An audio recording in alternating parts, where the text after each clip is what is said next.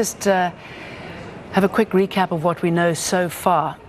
There has been a possible explosion on the metro at Melbeek Station. Local media say the subway is being closed. There have been reports from some witnesses that people were leaving the station with blood on their faces. Earlier, 2 explosions went off at the Zaventem airport in Brussels. Local media say that one went off inside the departure area, another exploded outside the terminal building. One person has been confirmed dead and several others injured. Some reports suggest a growing death toll. We are hearing through local TV there that 10 people have been killed, but we can't confirm that for sure. Now, the Belgian Prime Minister Charles Michel has been reacting to news of the bomb explosion. He says we are following the situation minute by minute. Our absolute priority will be given to the victims and people present at the airport. Martin, talking of the security lockdown, we're seeing it now raised to the highest level yet. What does that mean as far as being able to operate is concerned from a security point of view, and where does it leave the city and the surrounding areas? Is operating, if you're talking from the terrorist cell perspective, as far as operations, again, they've done their attack. Generally, they're going to lay low, but there could be other attacks that are already where the cells have already gone off. Remember in Paris, 4 months ago, it did not happen simultaneously. It was over a several minute or over an hour and a half period. So there could be other planned attacks that are, about to occur. And this is so what do you they're think concerned about. Paris has set up a working model of attacks now? That kind of, setting one bomb off here, one bomb off there, or the most of it targeting soft targets. Is that going to be duplicated, do you think? Well, I think so. And again, this is nothing new with Paris. When terrorist cells do conduct these multiple attacks or near simultaneous attacks, that has been going on for years. And I think what you saw in Paris that was different is that the number of sites that were hit and then the different methods of attack, suicide vest, drive-by shootings, walking down the street and firing at people in shops. So there was a number of different methods that were used. And why would they do that? Just because it's more effective, easier to hide? Well, not so much for the hype, but it's easy to do. And it just, if you don't have enough IEDs, you have people that can get weapons, so it just gives you another means of attack. All right, we're going to be going to our correspondent James Bays, who is in Geneva.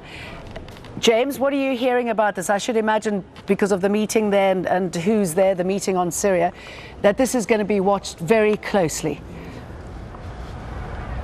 Yes, I don't think it's necessarily going to affect the negotiations, but certainly people here are going to be talking about this attack, not just here, but across Europe, the reverberations from what has happened in the last couple of hours at Brussels airport, and now another attack right close to the heart of the European Union's institutions in the centre of Brussels. The word here is mainly about what the future of Syria is and the governance of Syria, but I think it's worth pointing out that the one thing the Syrian government want to talk about, and in some ways, although everyone will denounce these attacks, it helps them in their argument. They say, well, we should talk about the future governance of Syria, but actually we should first talk about fighting terrorism. And we listened to a long speech in the last 24 hours from the Syrian chief negotiator, their ambassador to the United Nations, Bashar al-Jafri, making the point that when you talk about people on European soil who are committing criminal acts, you use the word terrorism. When it happens in Syria, you call them opposition. And so I think in some ways he may well use this in the coming days to again make that point. I think you're going to see condemnation, though, here at these talks from both sides of the attacks that have taken place in Brussels. Okay. What is not clear is whether there is a direct link to Islamic State and Syria. James, I'm going to stop you there, but please stay with us. I just want to bring in Ian McCafferty. He's an eyewitness in central Brussels. Ian McCafferty, good to have you with us. I believe you were at one of the metro stations. What did you see? That's right. No, I was at the Art Loire metro station, which is the one just before Malbeek. As I was exiting the metro, there was a loud, muffled thud, seemingly coming from upstairs. There was a lot of dust raised, and people started kind of panicking and leaving the metro station very quickly. When I came up to ground level, there was a lot of soldiers there kind of helping the evacuation process. There was a lot of confusion, I'll be honest. This was seemingly the explosion that took place at Malbik, the next metro station down that we may have felt from where we are. And like I should imagine that's a pretty busy station, particularly this time of the morning. Yeah, this time of the morning, the metro I was on was packed. We actually had to wait in the metro station for a while before it left, so it was completely full. And yeah, it was a very busy time. And Ian, we're looking at a picture which I believe is coming from near there. We can see smoke rising. We see very heavy traffic, lots of people on the streets. I should imagine it must have been pretty frightening. And the fact that security has been lifted to the highest level yet. How much fear, or has there been fear, considering what has been happening in the country and the links to those living there to the attacks in Paris? It's hard to say. I mean, everybody has their own individual experience of it. I have to admit, I haven't really felt the fear. I haven't been living in fear, despite going through numerous different scenarios and different situations here since before November, in fact. But everybody has their own interpretation of events. What is probably the most jarring is the fact that people don't really know what's going on, and that was evident this morning in the metro station there. There was a lot of confusion. Some people would run, some people would stand still, frozen. So it's hard to know. And the security there, I mean, is there an ever-present security force on the train stations, considering the imminent threats, or nothing at all? There is a strong security presence. It's always notable. It was actually even surprising for me as soon as they came up to the ground floor, that there was numerous soldiers there. There was a vehicle parked outside. There was a quick mobilization of people. All the metro stations have been very quickly cleared off. There's the main street that runs down along here into the European quarter is Rue de Loire, and it's packed full of people now walking. Everyone's out of the metro station. So yeah, there is a security presence, and they are effective at what they're doing, I guess. And if you could speculate, I mean, how big was the force of the explosion, and did it seem that it was an explosion? Admittedly, no, it didn't. I mean, I was a full metro station away, so to still felt it, I'm sure it's significant.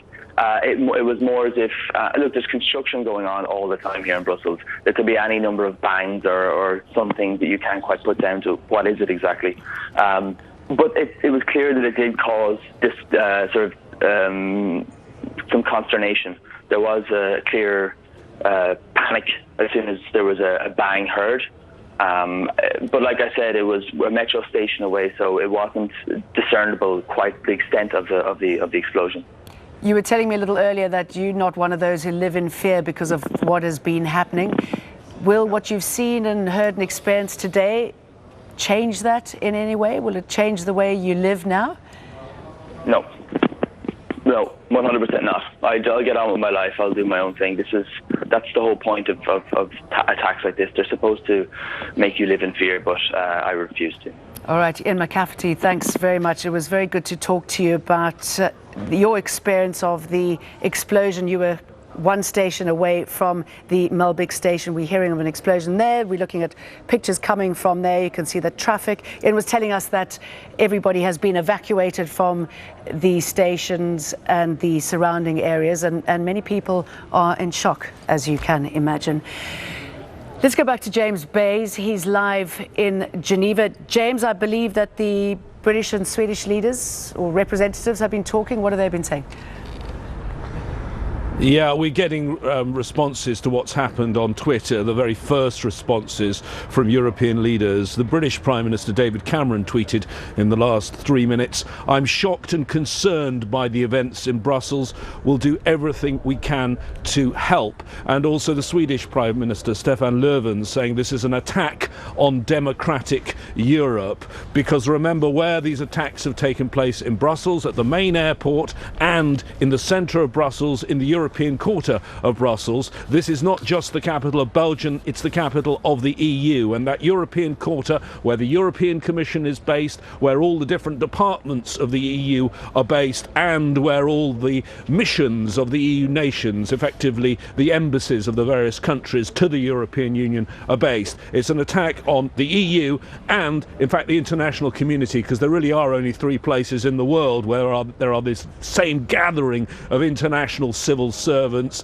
One of them is in Brussels, one here in Geneva, one, of course, at the UN in New York. And I think these targets very symbolically chosen, because Malbeek metro station in Brussels is one of the metro stations that serves that European quarter. There's one called Schuman, one called Malbeek. They're the main metro stations serving that part of Brussels. Many of the people getting off the train at those stations will be EU diplomats, EU officials going to work. So an attack on the European Union, and I think deliberately that particular place has been chosen by the attackers on this occasion. Yes, James, you used to live there, so obviously you know many of these stations, you know the airport. It must be pretty shocking knowing the country as you do and the security awareness concerns of the moment that something like this could happen. Or does it make sense?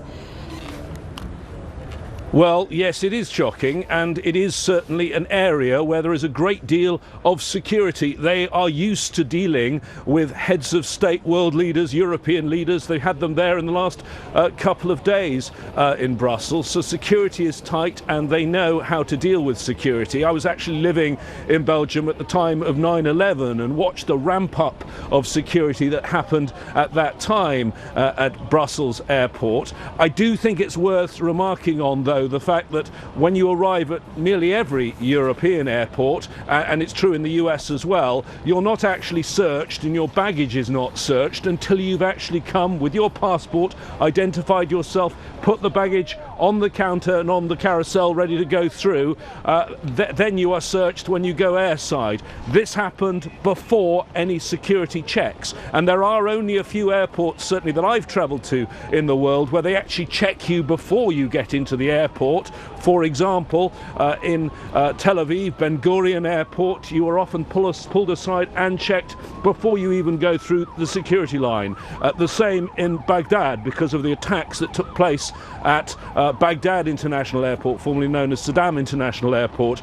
There, again, since 2003, since the Americans took over the security there, the security provisions the Americans put in place still in force with the Iraqi government, and you are checked as you enter the airport. That's something that doesn't happen in many countries around the world, in many airports around the world. And I think this attack in a departure lounge, and we think it was the American Airlines counter that was targeted, I think is going to prompt a review of security. I'm sure they're going to be discussing it. I'm sure they're even going to be discussing it here in Geneva, where IATA, the International Air Travel Association, is based. Yeah, I should imagine it'll certainly put increased pressure on those talks there to resolve the situation. So many links between the countries involved and Syria. James, let's leave it there for the moment. And just to let you know what the state broadcaster has said, that it was a suicide bomber behind the attack